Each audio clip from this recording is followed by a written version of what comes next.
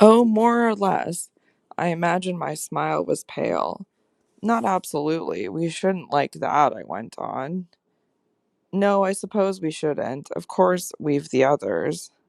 We've the others. We've indeed the others, I concurred. Yet even though we have them, he returned, still with his hands in his pockets and planted there in front of me, they don't much count, do they? I made the best of it, but I felt wan. It depends on what you call much. Yes, with all accommodation, everything depends.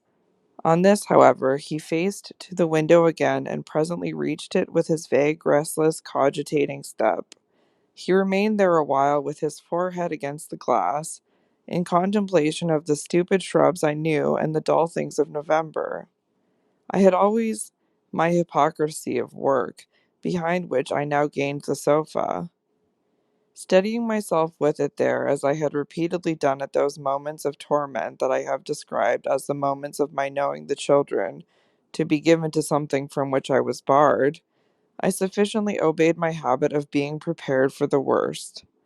But an extraordinary impression dropped on me as I extracted a meaning from the boy's embarrassed back, none other than the impression that I was not barred now.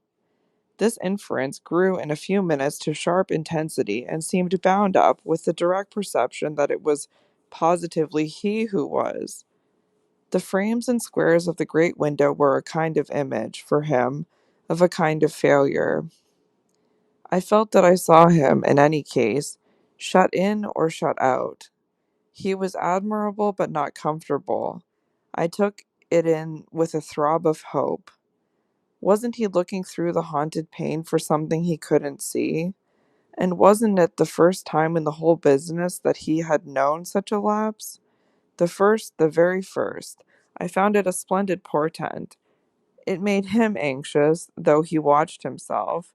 He had been anxious all day, and, even while in his usual sweet little manner he sat at table, had indeed all his small strange genius to give it a gloss.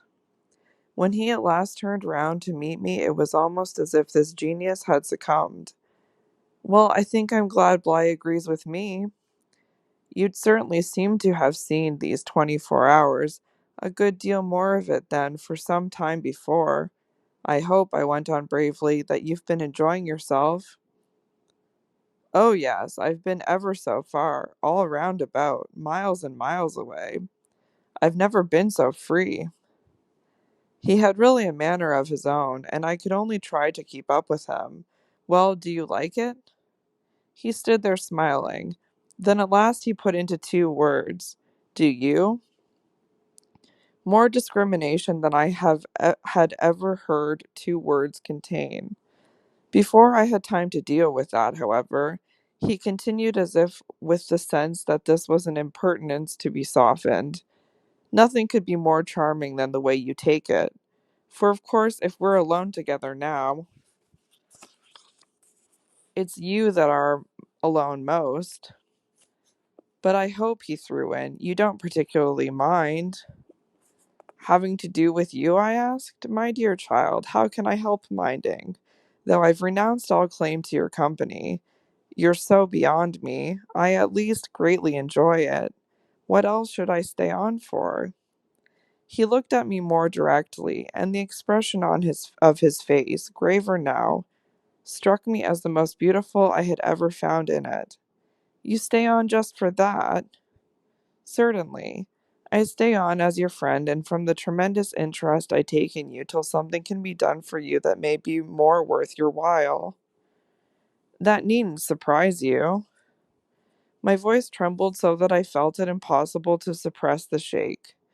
Don't you remember how I told you, when I came and sat on your bed the night of the storm, that there was nothing in the world I wouldn't do for you?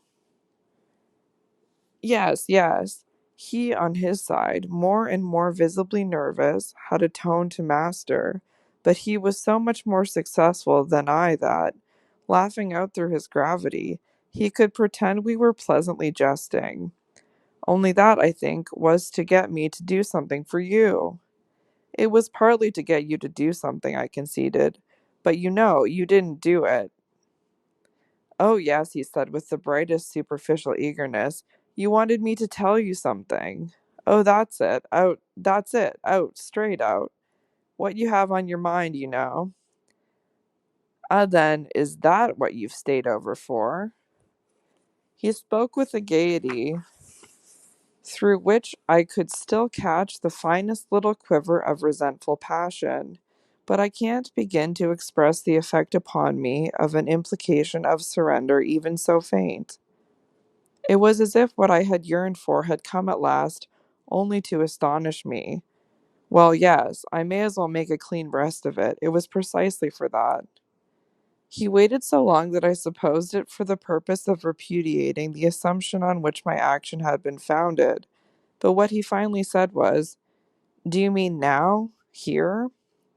There couldn't be a better place or time.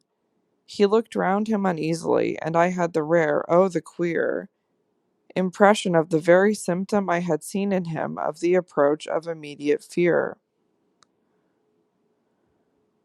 It was as if he were suddenly afraid of me, which struck me indeed as perhaps the best thing to make him. Yet in the very pang of the effort I felt it vain to try sternness, and I heard myself the next instant so gentle as to be almost grotesque. You want so to go out again? Awfully. He smiled at me heroically, and the touching little bravery of it was enhanced by his actually flushing with pain. He had picked up his hat, which he had brought in, and stood twirling it in a way that gave me, even as I was just nearly reaching port, a perverse horror of what I was doing.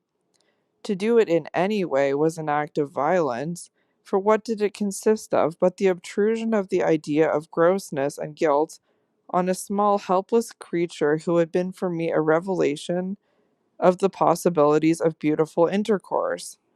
Wasn't it base to create for a being so exquisite a mere alien awkwardness? I suppose I now read into our situation a clearness it couldn't have had at the time, for I seemed to see our poor eyes already lighted with some spark of a prevision of the anguish that was to come. So we circled about with terrors and scruples, fighters not daring to close. But it was for each other we feared. That kept us a little longer suspended and unbruised. I'll tell you everything, Miles said. I mean, I'll tell you anything you like. You'll stay on with me, and we shall both be all right, and I will tell you. I will, but not now. Why not now? My insistence turned him from me and kept him once more at his window in a silence during which, between us, you might have heard a pin drop. Then he was before me again with the air of a person for whom, outside, someone who had frankly to be reckoned with was waiting. I have to see Luke. I had not yet reduced him to quite so vulgar a lie, and I felt proportionately ashamed. But, horrible as it was, his lies made up my truth. I achieved thoughtfully a few loops of my knitting. Well, then go to Luke, and I'll wait for what you promise. Only in return for that, satisfy, before you leave me, one very much smaller request. He looked as if he felt he had succeeded enough to be able still a little to bargain. Very much smaller? Yes, a mere fraction of the whole. Tell me, oh, my work preoccupied me, and I was offhand. If yesterday afternoon, from the table in the hall, you took, my letter.